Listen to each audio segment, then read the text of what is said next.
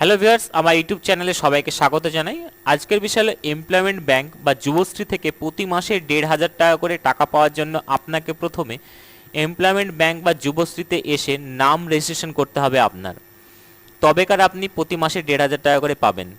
তো নাম রেজিস্ট্রেশন কিভাবে করবেন এবং কি কি ডকুমেন্ট লাগবে বিস্তারিত এই ভিডিওতে আমি আলোচনা করব এবং দেখাবো আপনাদের। তো ভিডিওটি আপনারা শেষ পর্যন্ত দেখুন, তাহলে সব কিছু বুঝতে পারবেন। ভিডিওটি এগোনোর আগে আপনাদের কাছে ছোট্ট একটা রিকোয়েস্ট আছে, আমার চ্যানেল যারা এই ভিডিওটি নতুন দেখছেন তো নিচে সাবস্ক্রাইব বাটনটা ক্লিক করে সাবস্ক্রাইব করে নেবেন এন্ড পাশে একটা বেল আইকন থাকবে সেটাকে অন করে নেবেন। এরকম যখনই কোনো ভিডিও পোস্ট করব সঙ্গে সঙ্গে আপনার কাছে নোটিফিকেশন চলে যাবে ভিডিওটি দেখার জন্য। চলুন শুরু করা যাক আজকের এই ভিডিও। প্রথমে আপনাকে এমপ্লয়মেন্ট ব্যাংকের বা যুবশ্রীর অফিসিয়াল পেজে আসতে হবে। এর জন্য আপনাকে গুগলে গিয়ে লিখতে হবে এমপ্লয়মেন্ট ব্যাংক, দেখবেন আমি প্রথমেই চলে আসবে। এখানে ক্লিক করলে আপনাদের সামনে অফিসিয়াল ওয়েবসাইট চলে আসবে। আমি ডেসক্রিপশন বক্সে লিঙ্ক দিয়ে দেবো, সেখানে ডাইরেক্ট ক্লিক করে আপনারা এরকম পেজে চলে আসবেন। আসার পরে আপনাকে এইখানে ফর্ম ফিল আপ করতে হবে। তো এই এমপ্লয়মেন্ট ব্যাংক বা যুবশ্রী ফর্ম ফিল আপ করার আগে আপনাদেরকে কয়েকটা কথা জানিয়ে দিই। এইখানে নাম রেজিস্ট্রেশন করার জন্য আপনার বয়স হতে হবে 18 বছরের উপরে এবং 40 বছরের নিচে, এবং শিক্ষাগত যোগ্যতা লাগবে আপনার মিনিমাম 8 পাস হতে হবে, তবে আপনি এখানে নাম রেজিস্ট্রেশন করতে পারবেন। আর 8 পাসের উপর যত আপনার যোগ্যতা থাকবে সেটা আপনি এখানে দিতে পারবেন।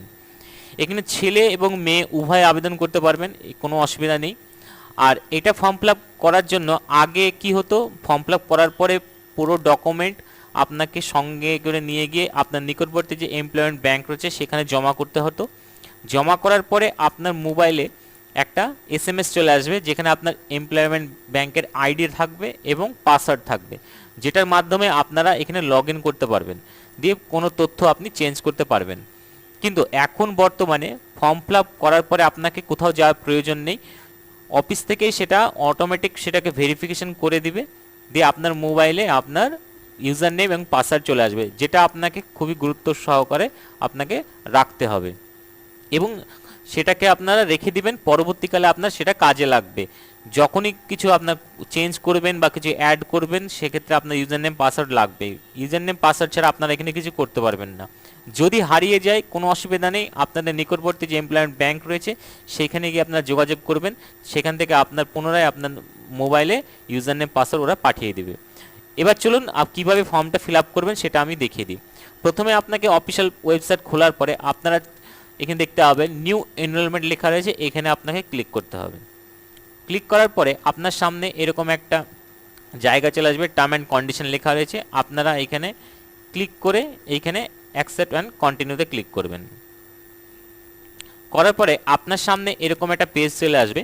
তো এই ফর্মটি ফিল আপ করার আগে আপনাকে কয়েকটা জিনিস মাথায় রাখতে হবে, সেটা হচ্ছে এখানে কিছু স্ক্যান কপি লাগবে। একটু আগে যেটা বললাম আপনাকে, যে আগে কি হতো, ফর্ম ফিল আপ করার পরে আপনাকে ডকুমেন্ট জেরক্স করে আপনাকে অফিসে দিয়ে আসতে হতো, কিন্তু সরকার এইবার কি করেছে, এই ডকুমেন্টগুলো আপনাকে স্ক্যান করতে হবে, দিয়ে আপলোড দিতে হবে, তবেকার আপনার এটা কমপ্লিট হবে। এর জন্য আপনার যাওয়ার প্রয়োজন হবে না। আগে এটা আপলোড লাগতো না, এখন লাগছে বলে আপনাকে যেতে হচ্ছে না। তো এই যে ডকুমেন্টগুলো রয়েছে, অর্থাৎ নাম, জন্ম তারিখ, এই দুটোর জন্য মাধ্যমিকের অ্যাডমিট কার্ড আপনাকে স্ক্যান করতে হবে, পিডিএফ ফাইল করবেন, যেটা আপনার 20 থেকে 100 কেবির মধ্যে হতে হবে। প্রুফ অফ রেসিডেন্স, আপনাকে একটা রেশন কার্ড, ভোটার কার্ড বা পাসপোর্ট বা আধার কার্ড, এর মধ্যে যে কোনো একটা দিলেই হবে। আপনার অবলিক দেওয়া রয়েছে, এখানে আলাদা আলাদা করে প্রয়োজন নেই, যে কোনো একটা থাকলেই দিতে পারবেন। কাস্ট সার্টিফিকেট লাগবে, আপনার এখানে দেখতে পাচ্ছেন। কাস্ট সার্টিফিকেট যদি থাকে তবে দিবেন, যদি না থাকে অসুবিধা নেই। ফিজিক্যাল হ্যান্ডিক্যাপ যারা রয়েছেন তাদের জন্য যে সার্টিফিকেট রয়েছে সেটা কিন্তু এখানে আপলোড দিতে হবে যদি থাকে। আর এডুকেশনাল আপনার কোয়ালিফিকেশান যা রয়েছে সেইগুলো এখানে আপনার আপলোড দিতে হবে। যার যেরকম কোয়ালিফিকেশান আছে সেইগুলো স্ক্যান করে আপনাকে পিডিএফ করে রাখতে হবে, কিন্তু খেয়াল রাখবেন সব পিডিএফগুলোই যেন 20 থেকে 100 কেবির নিচে হয়, তবেকার আপনার এখানে আপলোড দিতে পারবেন। এবার চলে আসছি ফর্মটা কীভাবে ফিল আপ করবেন। তো প্রথমে দেখুন এইখানে আপনার নাম লিখতে হবে, ক্যাপিটাল লেটারে আপনারা নাম লিখবেন। লেখার পরে এইখানে ফাদার নেম রয়েছে, এখানে ফাদার নেম লিখে দিবেন আপনারা ক্যাপিটাল লেটারেই। এখানে স্বামী এর নাম বা গার্জিয়ান নেম লিখবেন যা মেয়েদের ক্ষেত্রে।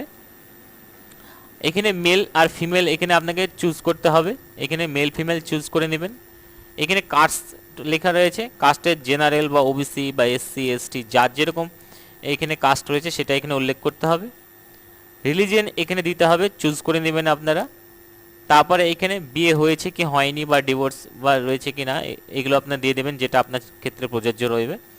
এবং এখানে ডেট অফ বার্থ উল্লেখ করতে হবে, এখানে আপনার বয়সের যে তারিখটা রয়েছে, এখানে মাসটা যেটা রয়েছে এবং এখানে যে সালটা রয়েছে সেটা আপনারা স্ক্রল ডাউন করে এটা করে নেবেন।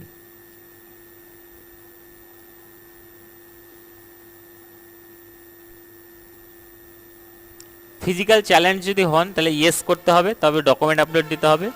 এক্স সার্ভিসম্যান যদি হন তাহলে ইয়েস ক্লিক করতে হবে, করার পরে এখানে চলে আসবেন। আর যদি কিছু না থাকে তাহলে এখানে নোতেই ক্লিক রাখতে হবে। এখানে পোস্টাল অ্যাড্রেসে এসে আপনার যে ঠিকানা রয়েছে সেই ঠিকানাটা আপনাকে এখানে লিখতে হবে। লেখার পরে এখানে তারপরে স্টেট এখানে দেয়া থাকবে, কিছু প্রয়োজন নেই করার। তারপরে এখানে ডিস্ট্রিক্ট আপনাকে এখানে লিখতে হবে। আপনার লেখার জন্য আপনাকে এখানে ক্লিক করবেন, আপনার ডিস্ট্রিক্ট নেম চলে আসবে, যেটা আপনার ক্ষেত্রে প্রযোজ্য সেটা ক্লিক করবেন। করার পরে আপনাদের এখানে পিনকোড লিখতে হবে। তারপরে এখানে এসে আপনাকে এক্সচেঞ্জটা সিলেক্ট করতে হবে, এক্সচেঞ্জ আপনার ক্ষেত্রে যেটা প্রযোজ্য সেটাতে আপনারা এখানে ক্লিক করে দিবেন আপনারা। করার পরে এই জায়গাটাতে আপনাকে মোবাইল নাম্বার লিখতে হবে, আপনার রেজিস্টার মোবাইল নাম্বার, যেটা আপনার সবসময় কাছে থাকবে, পার্মানেন্ট নাম্বার, কারণ এইখানেই সমস্ত কিছু তথ্য যাবে আপনার মোবাইল নাম্বারে এসএমএস। তো এটা আপনারা একটু কেয়ারফুলি দিবেন।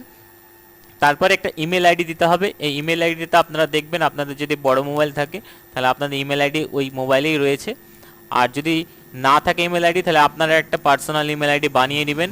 নেওয়ার পরে এখানে ইমেল আইডিটা লিখে দিবেন। লেখার পরে এইখানে আপনাদের যে আধার নাম্বার রয়েছে সেই আধার নাম্বারটা এখানে লিখে দিবেন আপনারা। লেখার পরে আপনাদের নিচের সাইডে চলে আসতে হবে। এবার আপনার যেরকম যোগ্যতা রয়েছে সেই যোগ্যতা অনুসারে এখানে একটা একটা করে অ্যাড করতে হবে। সেক্ষেত্রে আপনারা এখানে দেখতে পাবেন এক্সাম পাসেড লেখা রয়েছে, তো আপনি এখানে ক্লিক করবেন। এইখানে আপনার কোন ক্লাস আপনি পাস করেছেন একবারে লোয়েস্ট সেটা দিবেন।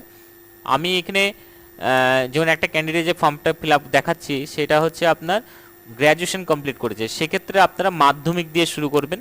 এর জন্য আপনাকে 8 বা 9 দেওয়ার প্রয়োজন নেই, মাধ্যমিক থেকে শুরু করবেন আপনারা। মাধ্যমিক যদি ম্যাট্রিক পাস বা ভোকেশনাল থেকে পাস করে তাহলে যেটা আপনার প্রযোজ্য সেটা ক্লিক করবেন।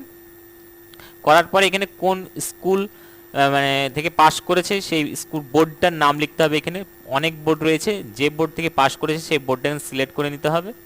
আর এখানে সাবজেক্ট বা ট্রেড এইখানে আপনারা বেছে নেবেন কোন সাবজেক্ট বা ট্রেডের থেকে হয়েছে। তো মাধ্যমিক যদি হয় তাহলে আপনি বেঙ্গলি সিলেক্ট করে রাখবেন, West Bengal board of secondary education যদি হয় আপনার। তারপরে আপনার এখানে এটা ব্ল্যাঙ্ক রেখে দেবেন আপনি, এটা প্রয়োজন নেই। ইয়ার অফ পাসিং, এটা আপনার কত সালে পাস করেছে সেটা লিখতে হবে, আর পার্সেন্টেজ কত সেটা লিখতে হবে এই জায়গাটাতে।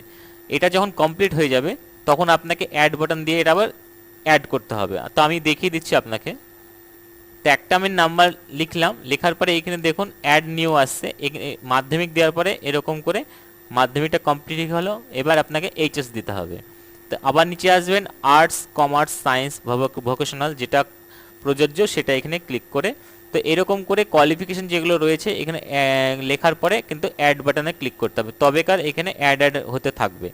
কিন্তু খেয়াল রাখতে হবে যতগুলো আপনি এখানে কোয়ালিফিকেশন অ্যাড করবেন তার কিন্তু মার্কশিট আর সার্টিফিকেট কিন্তু এখানে স্ক্যান কপি দিতে হবে, অরিজিনাল। কোনো জেরক্স কপি এখানে স্ক্যান চলবে না, অরিজিনালি স্ক্যান করে আপনাকে এখানে আপলোড দিতে হবে। এবার চলে আসছি আমি ল্যাঙ্গুয়েজ, কি ভাষা আপনি জানেন সেক্ষেত্রে আপনাকে এখানে অ্যাড করতে হবে। তো এখানে আমি ক্লিক করলাম, এখানে আমি বেঙ্গলি দিয়ে দিলাম। তাহলে বেঙ্গলি যে ল্যাঙ্গুয়েজ রয়েছে মানে ভাষা, সেটা এখানে আপনার 4টে অপশন দেওয়া রয়েছে, আপনি যেটা যেটা জানেন বাংলা ভাষা সেটা আপনি এখানে ক্লিক করবেন। যেহেতু এটা 4টেই জানা যায় তাহলে সেক্ষেত্রে এখানে 4টে ক্লিক করতে হবে। এরপরে এরকম করে অ্যাড করে আপনি যে যে ভাষা জানেন সেটা আপনি এখানে উল্লেখ করতে পারেন, ইংলিশ, লেখা পড়া, হ্যাঁ এরকম বলা, এরকম যারা জানেন সবাই ক্লিক করে দেবেন, যেগুলো জানেন না টিকমার্ক দেবেন না। একাধিক যে ল্যাঙ্গুয়েজগুলো রয়েছে সেগুলো অ্যাড করা যাবে।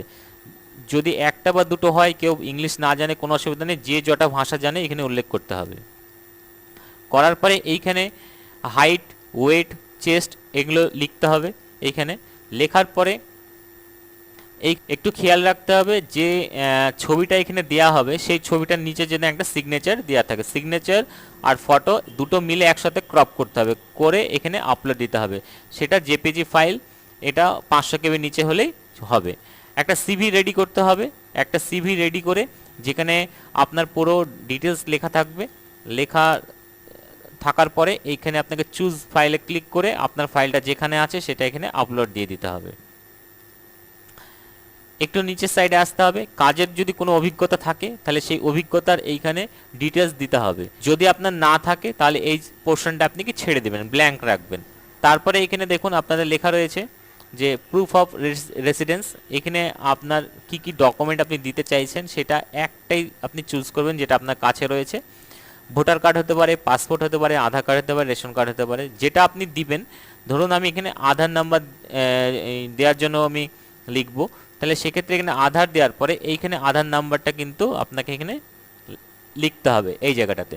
তারপরে এই জায়গাটাতে আপনি ইয়েস করে দিবেন। যদি বিপিএল থাকে তাহলে ইয়েস করবেন, বিপিএল যদি না থাকে তাহলে এখানে নোতেই ক্লিক করবেন। এছাড়াও যদি আপনি কিছু অন্য কিছু তথ্য দিতে চান সেক্ষেত্রে এইখানে আপনাকে লিখে দিতে হবে। যদি আপনার এটা না লিখলেও চললে তাহলে এটা ব্ল্যাঙ্ক রেখে দেবেন আপনি। তারপরে এই যে ক্যাপচারটা দেখতে পাচ্ছেন আপনি, এই ক্যাপচারটা হুবহু এইখানে দেখে আপনাকে লিখতে হবে, ছোট হাতের বড় হাতের যেরকম রয়েছে এটা আপনাকে করতে হবে। তারপরে এই জায়গাটাতে আপনাকে ক্লিক করে টিক মার্ক দিয়ে নিতে হবে দুটোকে। করার পরে এখানে সাবমিট করবেন। সাবমিট করার আগে পুরো ফর্মটাকে আপনি একবার ভালো করে দেখে নেবেন যে কোথাও আপনি ভুল করেছেন কি না। যদি সব কিছু ঠিক থাকে তবে আপনি এখানে নেক্সট পেজে আপনি ক্লিক করবেন। করার পরে আপনাদের সামনে এরকম জায়গা চলে আসবে যেখানে নাম, ডেট অফ বার্থ, কাস্ট এগুলো সম্পূর্ণ আপনি দেখতে পাবেন। দেখার পরে নিচের দিকে চলে আসবেন, এসে দেখতে পাবেন এখানে যে ডকুমেন্টগুলো আমি বলেছিলাম সেগুলো এখানে আপলোড দিতে হবে। সেক্ষেত্রে নাম আর ডেট অফ বার্থের জন্য মাধ্যমিকের অ্যাডমিট কার্ড বা এমপি সার্টিফিকেট বা ট্রান্সফার সার্টিফিকেট বা বার্থ সার্টিফিকেট যে কোনো একটা দিলেই হবে। এর জন্য আপনাকে দেখবেন চুজ ফাইল লেখা রয়েছে, এখানে ক্লিক করতে হবে। করার পরে আমি ডকুমেন্ট স্ক্যান করে নিয়েছি, তো সেক্ষেত্রে আমি এখানে অ্যাডমিটটা ক্লিক করে এখানে সিলেক্ট করে নেব, দিয়ে আপলোড বাটনে ক্লিক করে প্রত্যেকটা ডকুমেন্ট এখানে আপলোড করতে হবে। প্রুফ অফ রেসিডেন্স, তারপরে এখানে ক্লাস 12-এর মার্কশিট বা বোর্ড সার্টিফিকেট বা মাধ্যমিকের বোর্ড সার্টিফিকেট বা রেজাল্ট এখানে আপলোড করতে হবে সেম প্রসেসে। করার পরে এখানে একটু নোটে লেখা রয়েছে দেখবেন, এখানে নিচে দেখবেন আপনার নোট বলে একটা লেখা রয়েছে যে ইউজার নেম আর পাসওয়ার্ড তখনই পাবেন যখন এনরোলমেন্ট এক্সচেঞ্জ থেকে এটা ভেরিফাইড করা হবে, অর্থাৎ ভ্যালিডেশন করা হবে। তো তার নিচে দেখবেন আপনার এখানে সাবমিট বাটন লেখা রয়েছে, এখানে আপনাকে সাবমিট বাটন ক্লিক করতে হবে। তার আগে পুরো ডকুমেন্ট একবার চেক করে নিয়ে আপনি সাবমিট করবেন। আপনার এনরোলমেন্টটা সাকসেসফুল সাবমিট হয়ে গেছে। আপনার এখানে এনরোলমেন্ট আইডি দেখতে পাবেন, কত তারিখে সাবমিট করেছেন সেটা দেখতে পাবেন, নাম, জন্ম তারিখ, কাস্ট এখানে সমস্ত কিছু দেখতে পাবেন।